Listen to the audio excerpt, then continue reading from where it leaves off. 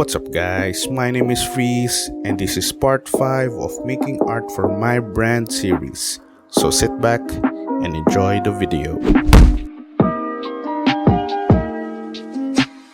So for this piece, I thought of making an anime / street style girl drawing, chilling and enjoying her Starbucks drink. I usually am having a hard time drawing faces, especially when I want the certain face to have a specific expression. You could say that this is one of my artistic fears, and the only way to conquer this artistic fear is to face it head on. No pun intended.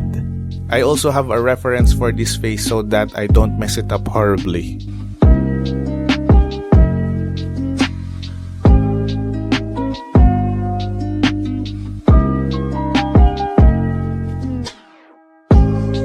This is actually decent. I'm surprised I didn't have to repeat the sketch. Guess I really am improving. So for this part, we are now gonna be doing the final line work. When it comes to drawing, the initial sketch is probably the most important part of the process. It's like the foundation of what the final piece would look like.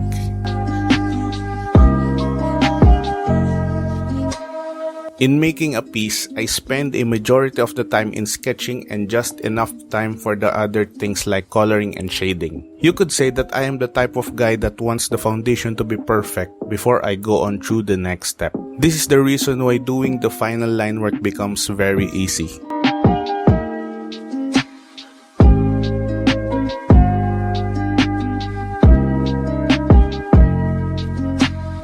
Now, for the shades and shadows, I usually pick either a warm or a cool color. This will depend on how I want the atmosphere of the drawing to look like. This is just how I do it, but I think this is way better than choosing a gray or a black color for the shades and shadows.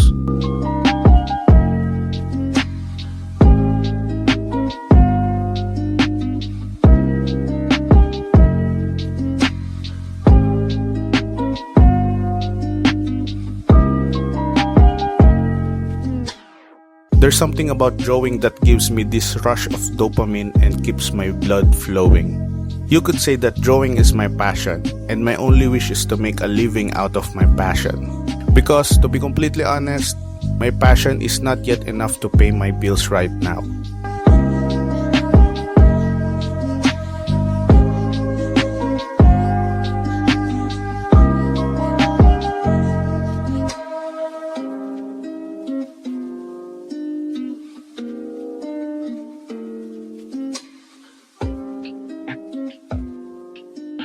So for the highlights, I usually just pick one shade lighter from the base color, then add a little bit of pure white over it. This is not the absolute standard way of making the highlights, I just like how it looks.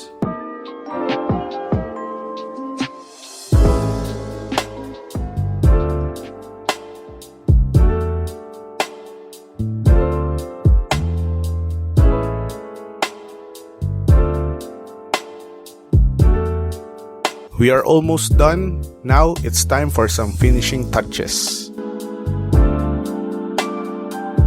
Being a small content creator, I don't really get any revenue doing this, but I still keep on doing it because this is what I love.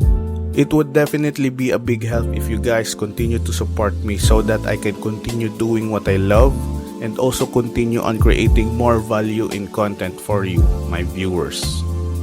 If you absolutely love this content, I only ask for a like and a subscribe. Thanks guys. What's up guys, Freeze here. If you made it this far into the video, thank you so much for watching. Now, I just need a little favor to please hit the like button if you really like this video. Comment down below your thoughts. And if you want more art content videos like this, don't forget to subscribe and don't forget to hit that bell. So now, I'm gonna show you the finished piece. Let's go.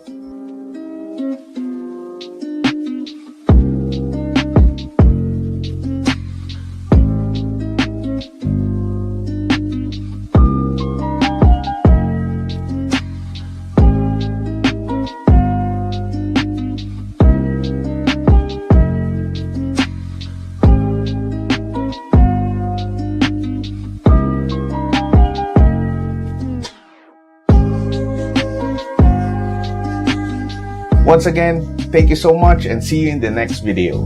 Freeze out.